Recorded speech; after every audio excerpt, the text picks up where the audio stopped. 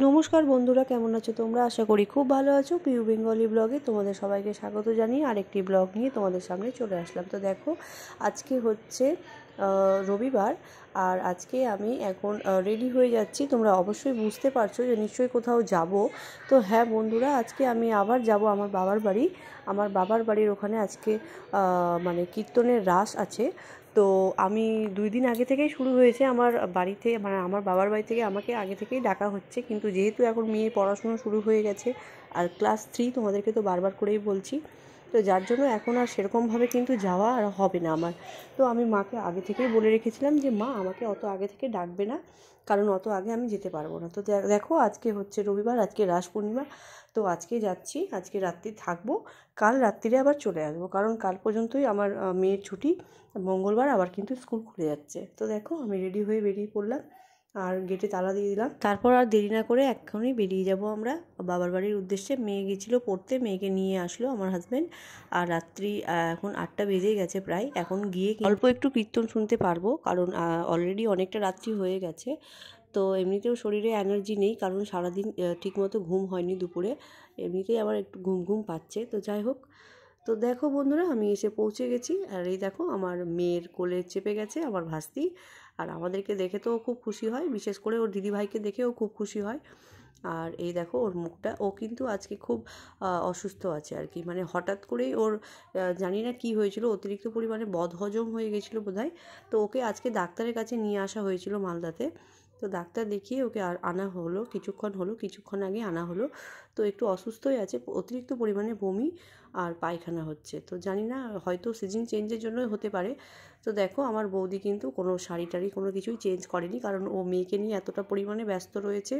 কারণ বাচ্চা কাচ্চা যখন কিছু হয় না, তাহলে সবথেকে বেশি কিন্তু মাদের ওপরেই চাপটা পড়ে আর কি। তো যার জন্য দেখো, ও কিন্তু রেডি হয়নি। তো তারপর কথা বলতে বলতে আমরা চলে আসলাম কীর্তনের এখানে। তো আমি বৌদিকে বললাম, তুমি চলো, কারণ তোমার বাড়িতে থাকতে থাকতে মনটা একটু আপসেট হয়ে গেছে, তো চলো একটু, তোমার মনটাও ফ্রেশ হবে। ও আসতে চাইছিল না, তো আমরা সবাই মিলেই আসলাম আর কি। আমার মেয়ে, আমার মা, বৌদি, পুচকিটাকে নিয়েও এসেছি। তো যাই হোক, এখন কীর্তনটা আমরা শুনবো, অল্প একটু শুনবো, বেশিক্ষণ শুনতে পারবো না। তারপর আমরা বাড়ি চলে যাব। তো এই দেখো, পুচকিটা কি সুন্দর বসে রয়েছে, কিন্তু ওর মুখটা কিন্তু একেবারেই শুকিয়ে গেছে, কারণ যে শরীরটা তো খারাপ, ওর শরীরটা তো ভালো নেই। তো তাও ওকে একটু নিয়ে আসলাম, একটু মনটা ওরও ফ্রেশ হবে। তো তারপর দেখো, আমরা তো আমাদের মতো করে কীর্তন শুনছি, আর ওর যেহেতু শরীরটা ভালো নেই, তোমরা ওর মুখটা দেখলেই কিন্তু বুঝতে পারবে। ও দেখো, অলরেডি ওর চোখে ঘুম ঘুম ভাব। তো যাই হোক, তারপর আমরা বেশিক্ষণ আর থাকলাম না, বাড়ি চলে আসলাম। তারপর বাড়িতে এসে একটু রেস্ট নিয়ে আবার পরের দিন গেলাম। পরের দিন বিকেল 4টার সময় আবার একটু গেলাম। আমার মেয়ে একেবারেই জেদ ধরে নিয়েছিল, মা চলো চলো। আমি ওকে বলছি একটু পরে যাব, একটু সন্ধে পড়ুক, কারণ এখনও যেহেতু গরমকাল পড়ে গেছে, বিকেল 4টার সময় প্রচুর পরিমাণে রৌদ্র থাকে। তো যার জন্য, আর গরমটাও খুব পড়েছে। তো ও তো শুনবে না, ও যাবে। ও তো আর কীর্তন শুনতে যায় না, ওখানে যেহেতু জাম্পিং, তারপর মিকি মাউস, এই ধরনের সব জিনিসগুলো বসেছে। ও শুধু জাম্পিংয়েই চাপতে ভালোবাসে, আর মিকি মাউসে চাপে, বাট জাম্পিংটা ওর বেশি পছন্দের আর কি। তো ওই দুটো জিনিসে চাপার জন্য আর এটা ওটা খাবার জন্য, মানে ওদের কাছে তো কীর্তন বলে কোনো কিছু হয় না, ওরা তো ওগুলো বোঝে না। ওরা শুধু ওই খেলার জন্যই যায়, একটু জাস্ট মজা করবে। এই দেখো আমার মেয়েকে দেখো, আর ও তো মানে কি বলবো তোমাদের, শুধু লম্বাতেই বড় হচ্ছে, কিন্তু বুদ্ধিতে একেবারে বাচ্চাদের মতোই রয়ে গেছে।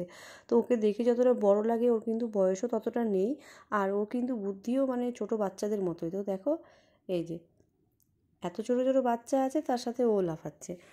তো কিছু করার নেই, ওর মধ্যে এখনও বাচ্চা ভাবটা যায়নি আর কি। তো ও ওর মতো করে লাফাক। ওর বাবা আছে পাশে দাঁড়িয়ে, আমি আর ওর বাবাকে দেখাচ্ছি না আর কি।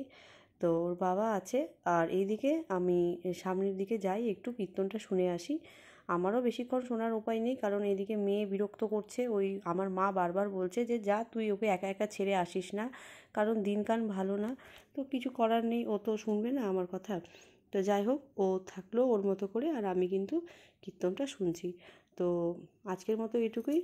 ভিডিওটি ভালো লাগলে অবশ্যই লাইক, কমেন্ট, শেয়ার করতে ভুলবে না, আর আমার চ্যানেলটিকে সাবস্ক্রাইব করে দেবে বন্ধুরা। তো টাটা।